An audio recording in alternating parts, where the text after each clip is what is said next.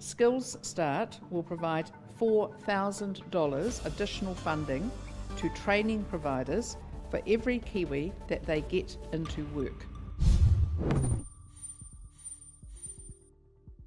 Well, hello and welcome to this Business New Zealand Roundtable for Monday, the 28th of September. I'm Grant Walker. Earlier today, the Herald's 2020 Mood of the Boardroom election survey was released.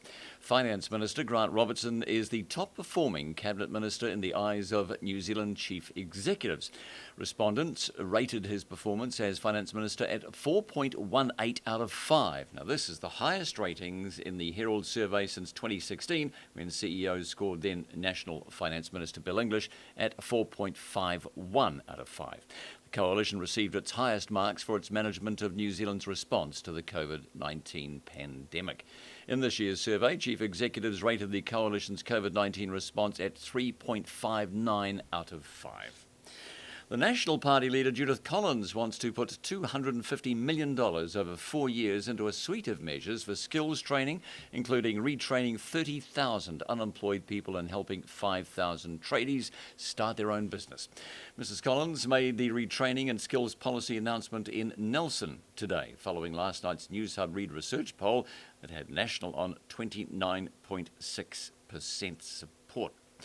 The Business New Zealand planning forecast for the September 2020 quarter shows the economy in deep uncertainty following 2 quarters of COVID-19.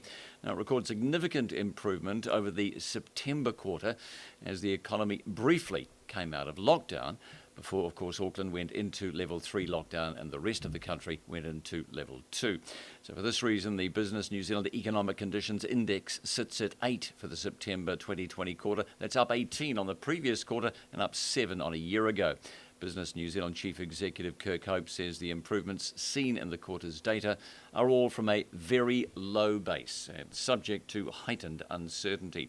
He says forecasts will be subject to significant change as the global and domestic scene continues to evolve over coming months. Well, Prime Minister Jacinda Ardern has said trans-Tasman travel to some states of Australia could happen before the end of the year under a new hotspot approach. Quarantine-free travel to and from Australia alongside all other international travel has been, of course, off limits since March, when New Zealand's border was closed due to COVID-19.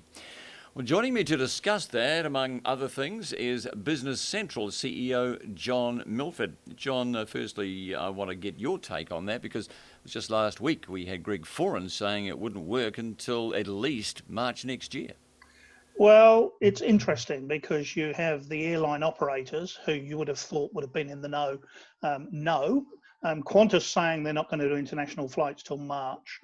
Air New Zealand coming out and saying it's not till the new year, and yet we have politicians talking about backwards and forwards on the Tasman. Look, the business community would love the border opened up with Australia sooner rather than later, safely and with the proper protocols, but we desperately need more customers. Our businesses need more revenue, which means we need to tap into that Australian market like we have been doing for years. So look, we need it opened up. Who do I believe? It is 2 weeks before the election, so let's just say it's probably going to happen in the new year. Yeah, that old election. Speaking of which, the Nats have come out with a $250 million boost to training. Now, it includes 30,000 unemployed to be retrained. How do you retrain 30,000 people? Well, you know, if we couldn't do it prior to COVID, what makes us think we're going to do it after COVID? I think part of the challenge is that we all are in violent agreement that we have to come up with a solution to get people who've been in long-term unemployment into employment, but we also need to have a methodology to get people learning for life. I don't think we've come up with a methodology. And to be honest with you, what I think it is, you can't just throw money at one aspect of this, giving it to the learning institutes. You've actually got to do it in conjunction with the people who employ people, which is the business community. And I think that's my observation, is they try and do it in isolation rather than actually looking at a solution that cuts across the client, the training institution and the businesses. And let's tie up that link. Then Equally, why not give businesses money to train people and employ them at the same time? Again, businesses are used to training people. Why not invest in businesses and at the same time train people and take people onto employment?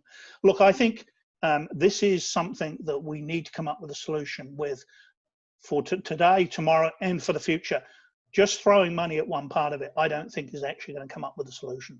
And of course, as you said, it's a few weeks out from the election, so it's called sound bites, and they do sound good, don't they, some of them? Yeah, they do. And look, as I say, if it hasn't worked in prior, what's going to make it work in the future if it's not a new solution or a new way of doing it?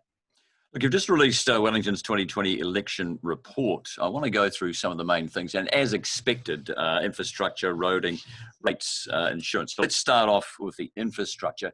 Mainly, I guess you're talking about, this is in particular for Wellington, water pipes. Yeah, look, the infrastructure has been sadly neglected in Wellington City. And I mean, to be honest with you, it's not just the city, it's the region as well. For decades, we have underinvested in our infrastructure because, to put it bluntly, it's not sexy. If it's below the ground, it can't be seen. Look, let's not invest in that because that's not a vote catcher.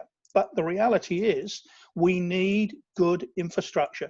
If we're going to live, work and play in this great region, you can't do that if you have beaches that are closed because of sewerage on them. Every time it rains, the stormwater drains overflow into the sea and we close off the beaches. You can't have it if you don't have fresh water. I mean, Wellington region uses twice the amount of fresh water per head of population as Auckland does. The reason is because we've got damaged pipes, because our infrastructure is decaying. So, the reality is this is an underinvestment for decades. It's been exposed both across the region. We're going to have to make a huge investment.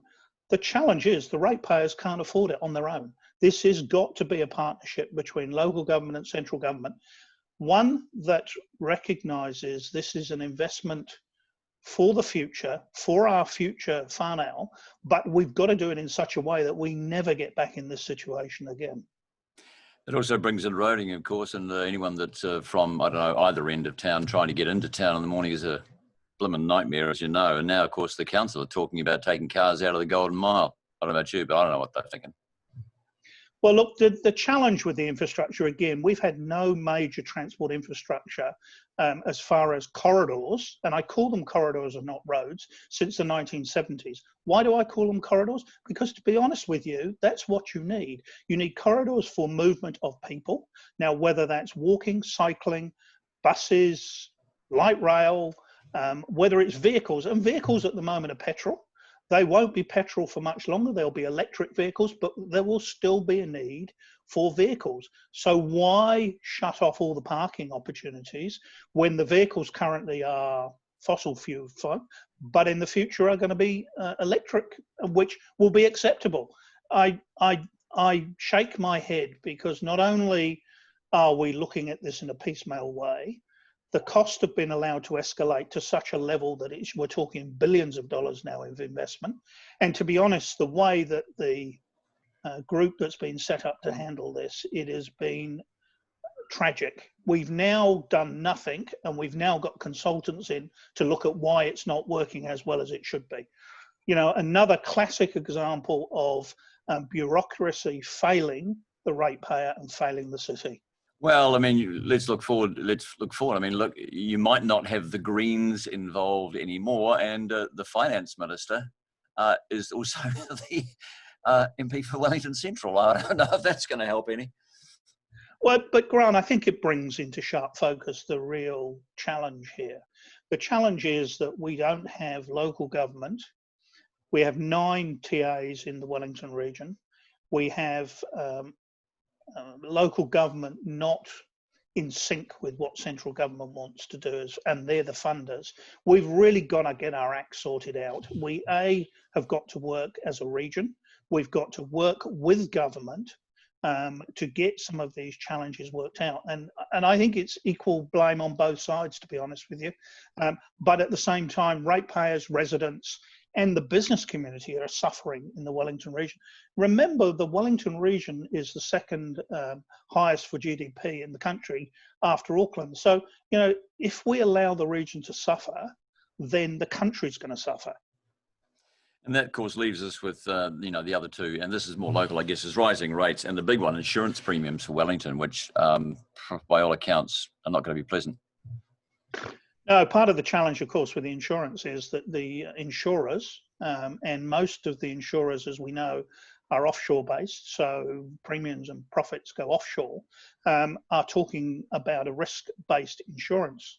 Now, they've determined that Wellington as a risk is extremely high because of the faults, etc., and being built on reclaimed land, and have taken the insurance premiums to the appropriate levels, so they say. The challenge is for that is that those levels are unattainable for residents as well as businesses. You have examples, though, of brand new commercial buildings built on base isolated technology, the latest in the world, still paying the same for their premiums, and in fact the premiums are going up. So there's a disconnect here somewhere. Government needs to look at this and say, how are we going to alleviate this? Because you have got ratepayers who are not able to insure where they live, and you've got businesses now saying, I can't afford business interruption insurance. So if something did happen, those businesses would close. Now, again, you could say it's a Wellington problem, but again, I reiterate, it's not only a Wellington problem, it's a country problem as well, because if something happens to Wellington, it'll impact on the whole of the country. John, look, you are in the job until November, and then, well, what we'll do is we'll come back and talk to you about how you've seen your term and what you intend to be doing before you leave in November. It's been a pleasure. Thank you very much.